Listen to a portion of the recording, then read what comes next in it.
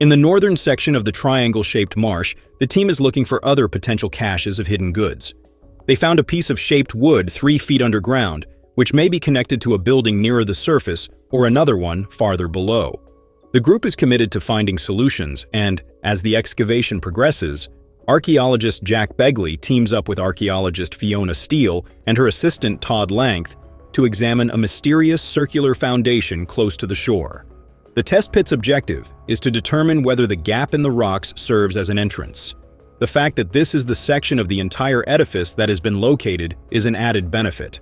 The crew has found man-made mortar that matches soils from over 100 feet deep in the money pit. Additionally, some portions of the feature, as well as a variety of coins and antiquities from the 14th to the 18th centuries, have been unearthed in the money pit area. A hinge piece that Fiona thinks is a diamond or some kind of cut glass is one of the items that have led the team to conclude that the feature was utilized and altered by several people throughout a number of ages when riches may have been placed in the money pit location. Fiona is unsure, but Jack believes that this hinge may have come from a chest or box. The rest of the hinge and its contents are being bagged. As they continue to search the swamp and its possible treasure caches, the team is committed to finding the answers to these questions. Over the past 10 years, the Ligas and their team have found numerous pieces of treasure on Oak Island, including gold-plated buttons, silver coins, and gemstones. Fiona suggests that the hinge might have come from a ring or necklace, but Todd thinks it could be a gemstone or glass gemstone. One such find that was made of purple glass and thought to be at least 500 years old was made in 2018. It is regarded as a dazzler and a top-pocket find. The following day, archaeologist Lar Nian and archimetallurgist Emma Culligan joined the team to examine an artifact that resembled a glass gem close to Lot 5's spherical feature. The artifact has a significant amount of lead, which is uncommon in modern glass, particularly glassware. Flint glass with a high lead content that has been ground up and pressed into a mold is known as paste. Gorg, a French jeweler. Early in the 18th century, Friedrich Struss developed imitation gemstones by mixing bismuth thallium with ground-up glass powder.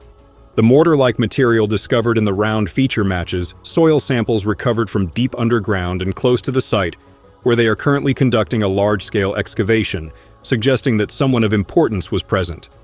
The round feature on Lot the 5th of May have served as a camp during an operation to bury valuables in the money pit. Perhaps someone with a lot of money who has dug everywhere, the province attested that this was the first of these items they had discovered. This, in Marty's opinion, is among the most important items on Lot 5. The team is eager to keep discovering more treasure in the money pit and hopes to uncover more. Treasures like this one. While on Oak Island looking for treasure, the group finds a silver spoon that may hold the key to who buried the mother lode in the money pit. They use a metal detector and a pinpointer to find a 2-part hole, which leads them to an ancient silver spoon. This little spoon is a symbol of wealth because it was used for salt or sugar, both of which were valuable commodities. Commodities in the past. The spoon is probably dated by the boss and has a colonial-looking base. If the back of the spoon has any maker names or hallmarks, it is probably British. If not, it is probably North American. The group is thrilled to utilize the silver for breakfast on Oak Island and to bring some valuable metals into the lab. If one thinks Samuel Ball was involved in the original treasure story or treasure recovery, Gary has done a lot of work on Lot 26, which includes the old wall and well next to Samuel Ball. The region is very interesting. Gary has worked very hard on Lot 26, which has several flags in the ground as well as an old wall, and well, making it a very interesting area. While using a metal detector to search a small hotspot at an unknown location, the crew finds a little silver object that might be a spoon bowl handle, an emblem, or a mark. The item looks like silver on the edge, which suggests it might be too big to handle. They believe they may have discovered 2 pieces of silver, which Emma will scan and report to them. Both of the objects on Lot 26 have a spoon connection to one another. Remove the handle and lid from a spoon or fork. A tiny spoon would have been used for salt or sugar. The group hopes to discover hallmarks on the silver spoon because of its silver content. They discover a small piece that broke off near the Ball Foundation, which they believe is from the later 1700s. The silver spoon's metal is 90% silver, with an average of 4% to 5% copper and 3% aluminum content, suggesting it's a Napoleon post. The team discovers these items on Lot 26, near the Ball Foundation, not far from the pond. They are unable to determine how the silver fragments into tiny bits because it isn't something you carry in your pocket. Therefore, they believe it was shattered on purpose, probably using axe silver. Since they don't appear to match, the two pieces stand out. The discovery of two distinct pieces of silver that are thought to be a component of a treasure discovered on an island in the late 1700s is examined in the text. One of the island's original property owners, Samuel Ball, was a prosperous cabbage grower who passed away. The finding of these silver spoons adds a sense of mystery to the circumstances at his home. The spoons' close proximity to one another and the iron found nearby raise the possibility that there was a plan to process or melt down silver. The conclusion derived from this discovery is that someone was melting the silver down, offering a clue as to who Samuel might have been. The distance between the silver spoons and the well on Lot 26 is also noted as 40 feet, and the well water is one of the few places where there is silver in the water. Richard is urged to keep looking for other pieces, because the more information gathered, the more concrete facts and speculation can result. The text ends by suggesting that since the area is one of the few places where silver is found, the next step is to find out if there is a smithy there. This could shed light on Samuel's reputation as a hard worker and creative individual who was an expert in his field. The team is looking for more than 10 tons of spoils from a mysterious rounded stone feature on Lot 5 that is located a few yards to the east. The team has discovered a number of amazing artifacts, such as a fragment of a 17th century English silver coin and a 14th century lead barter token. These items may be related to the Knights Templar's medieval order. Additionally, Lot 4 had an intriguing button that may have been made between the late 1600s and the mid-1700s. It is unusual that no buttons for clothing or tunics have been discovered previously. The button may have been made in the 17th century and may have been connected to the cut English coin discovered in the round feature on Lot 5. Finding a button excites the team because it might include military insignia that would enable the archaeologist to locate the events on Lot 5.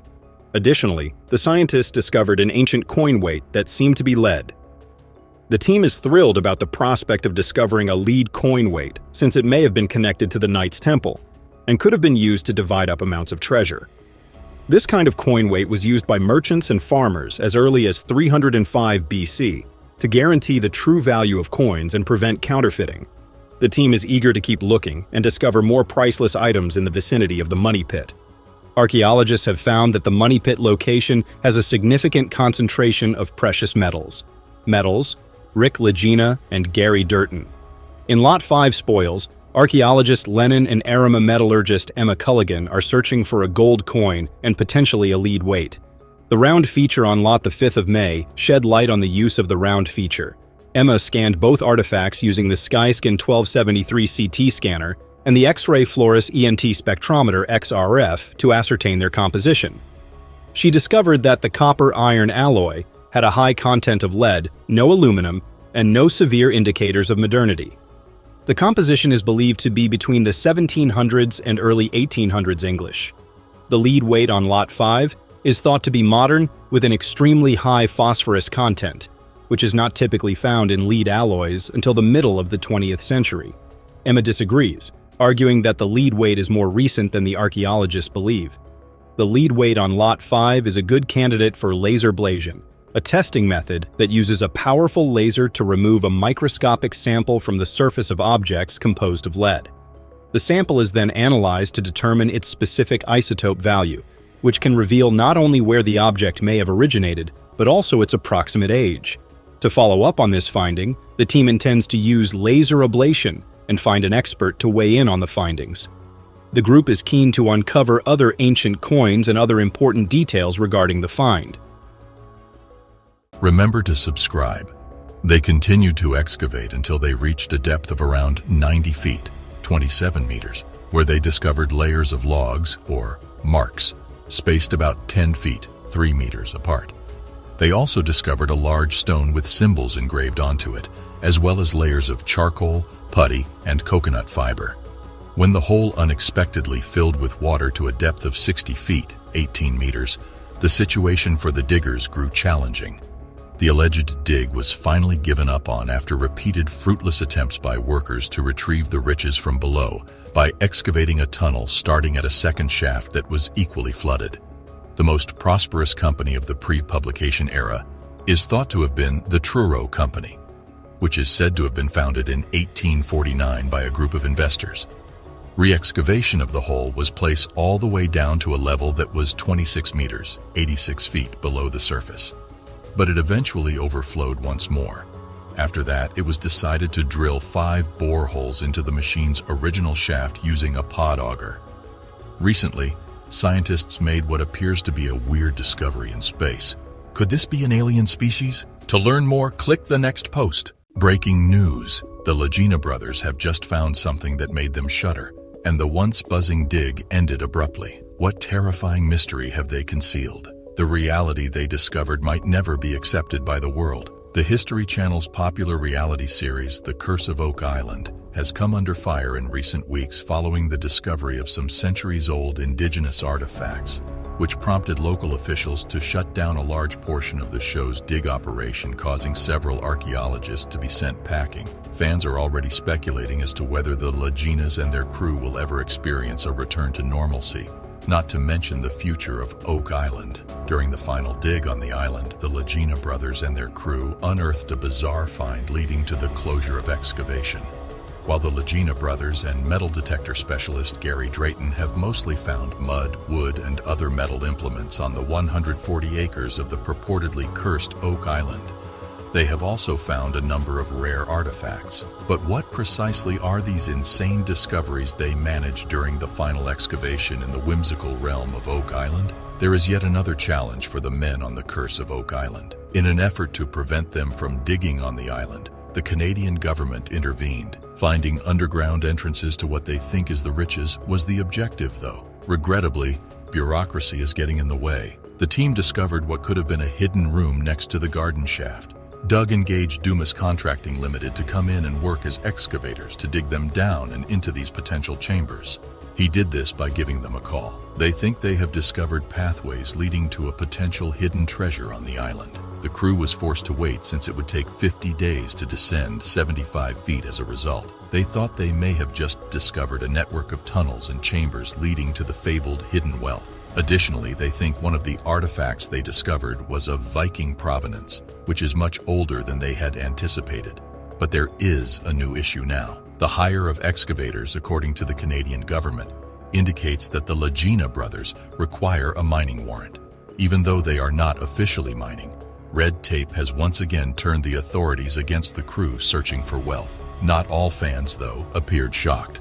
The Canadian government wants to stop a group of well-documented gold diggers from blindly rebuilding a wooden shaft that descends to an unknowable depth on an island where 6 treasure hunters have already perished doing the same thing. And they're the bad guys in this situation, a fan wrote on Reddit. The Canadian government has already meddled with the Lagena brothers' search for treasure on the Curse of Oak Island. They stopped conducting a significant portion of the island's excavation work in 2021. The Lagena brothers' crew discovered many hundred-year-old indigenous artifacts at this time. The crew found First Nation Mi'kmaq pottery fragments on the island during Season 9. Marty Lagena stated in an episode at the time that they would avoid using archaeological techniques as they awaited the outcome of the situation. The only change that came as a consequence was a tightening of the show's rules. The brothers switched from conventional archaeological approaches to unconventional digging tactics at that time. This season they improved on that by mapping out places beneath the island using modern technology, allowing them to locate hints and potential entrance routes without needlessly excavating. But the excavation led to a fresh dispute with the Canadian authorities. Will obstacles keep standing in the way of the Lagena brothers' search for the lost fortune on the Curse of Oak Island? Who knows? In the 6th season episode Voyage to the Bottom of the Cenote, things take a worrying turn as treasure seeker Marty Lagena makes the optimistic but hasty declaration, "Here we are in H8. We're going to keep looking. What may possibly fail?" When metal detecting specialist Gary Drayton discovers a possible top pocket discovery amid the loot, the squad has no notion of the fate that is about to befall them. Coming from the more optimistic of the 2 treasure-hunting Lagena brothers, these words have an especially ominous ring to them. In a recent episode, The action in the money pit area came to a similar sudden halt when someone found what could be a bone fragment. The more the Lagena brothers and their team excavate, the closer they reach the legendary treasure. It's been almost a decade since they worked on unearthing the truth, but unfortunately they never reached such a great height until now. This season left them, and their fans shocked when they brought such discoveries to the audience's platter. However, things will take to the next level in The Curse of Oak Island Season 10, Episode 25, when the new discoveries connect all the pieces together. So, are they close to locating the treasure? Well, fans are curious to learn this, and the hits keep coming. The next episode will solve another enigma. On Lot 5, Laird Niven resumes his excavation work. The crew will search for the secret buried beneath the triangle-shaped marsh as they move on. The team will continue digging, but they will soon get startling information that links Lot 5 to the triangle-shaped marsh. When the crew keeps digging in Money Pit, they'll also discover a remarkable discovery. They are now more prepared than ever to solve the puzzle. Marty, Craig, and Charles have been getting ready to down the 82-foot shaft for the past week. The crew didn't think there could be a tunnel underneath the shaft's terminus, since one of the sides kept sinking. They chose to independently verify it despite this theory. Charles made the decision to go first and offer his services to everybody. But he had to go through specialized training first in order to achieve this. He descended and observed the garden shaft's dropping corner. After what he had seen, the group decided to dig at the bottom to see if there were any potential tunnels nearby. Marty, though, placed a hold on it. He intended to perform a self-check but needed more time to complete his dedicated training. Meanwhile, Alex, Rick, and Peter traveled to Italy to consult Umberto Musa, a specialist in coins and artifacts from antiquity. He examined the coins and found Oak Island had... In order to find out where the treasure might be buried far below ground, the team is trying to locate a flood tunnel and follow it back to the money pit area. They are searching for something that was constructed by humans, and they currently find a board at the water level. They are interested in learning who constructed this structure. A board is discovered at the water level, and researchers or original depositors are searching for something that is out of place in the area. They are searching for anything unusual in the area, and they are searching for something that is out of place despite the current circumstances. Before they begin excavation, they will seize a large board that has been discovered. There is also a beam that is thicker than it is here, but not uniformly thick. With the various blends, Emma will be immensely useful in defining a decade or decades. It is thrilling to think that something here might speak eloquently to what happened here. If the team can confirm that this concrete was made in the 1960s, it would probably mean that it was made by the Restall family. Their efforts to find the alleged flood tunnel that feeds seawater into the money pit could soon pay off. The team discovers a huge beam that is evidence of work by human hands and could represent previously unknown work. In order to solve the mystery for everyone who has come before them, the team is working to locate a flood tunnel and its location in the money pit area. They are also searching for anything unusual in the area and are eager to see what they find. Later that afternoon, Marty Lagena joins them via video conference in the war room, where Craig Tester, Rick Lagena, and other team members meet. Archaeometallist. At Smith's Cove, Emma Culligan recently found enormous slabs of concrete that were made of a straightforward cement mix. When the concrete was examined with an X-ray diffraction equipment, XRD, it was shown to contain a Portlandite trace, placing it in the Portland cement group. Portland cement is the most widely used type of cement in contemporary building, frequently combined with water, sand, and gravel. In Canada, Portlandite is found in just 2 places. All aggregates, sand, and Quebec and BC are probably. Since it lacks a contemporary concrete mix, Nova Scotia, a place in Quebec, began hydraulic mining in the 1920s. This cement is hydraulically mined and is unlikely to be anything beyond 9 advertisements. Since it directly affected the water flow, the Restalls thought that the location to close off the flood tunnel was the reason they intended to cement it. The vertical shaft's finding at Smith's Cove attests to the existence of the flood tunnel system and the placement of the Restalls. When Craig Tester, Rick Lagena, and Scott Barlow arrived to examine the possibly historic discovery, they discovered rocks that seemed to be beneath the boards. Billy discovered fist-sized rocks beneath each rock that touched it.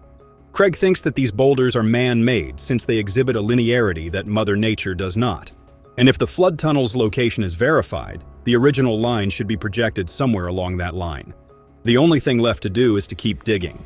The team is looking for more potential caches of buried valuables in the northern part of the triangle-shaped swamp. They found a piece of shaped wood 3 feet deep, suggesting that it might be related to a structure closer to the surface or another one further below. Money Pit is a story that has endured and remains fascinating due to the well-engineered, well-thought-out, and cogent application of money, time, material, and effort. To look into a mystery circular foundation close to the shore, archaeologist Jack Begley teams up with archaeologist Fiona Steele and her assistant Todd Langth. This test pit's objective is to determine whether the gap in the rocks serves as an entrance. The fact that this is the section of the entire edifice that has been located is an added benefit. The crew has found man-made mortar that matches soils from over 100 feet deep in the Money Pit. They have also discovered other portions of the feature in the Money Pit area, in addition to a variety of coins and antiquities from the 14th to the 18th centuries. These findings have led the scientists to believe that the feature was utilized and altered by several groups over a period of time when treasure might have been placed in the Money Pit location. One of the discoveries is a hinge piece that Fiona thinks is some kind of cut glass or diamond. Fiona is unsure whether the rest of the hinge and its contents are being bagged, but Jack believes that this hinge might have come from a box or chest. Todd thinks the hinge might be a gemstone or glass gemstone, while Fiona says it might have been from a necklace. As they continue to investigate the marsh and its possible treasure caches, the team is committed to finding answers to these issues. The Lagenas and their crew had found a lot of treasure on Oak Island during the last 10 years, including diamonds, silver coins, and gold-plated buttons. One such item, thought to be at least 500 years old, was constructed of purple glass and found in 2018. The following day, archaeologist Lauren Neen and archmetallurgist Emma Culligan joined the team to examine a glass gem-like artifact close to the round feature on Lot 5. This discovery is a top-pocket find and is regarded as a dazzler. The artifact has a significant amount of lead, which is absent from contemporary glass, particularly glassware. The glass, known as paste, is highly content flint glass that has been crushed up and molded. Early in the 18th century, French jeweler Georg Friedrich Stuss developed imitation gemstones by mixing bismuth thallium with ground-up glass powder.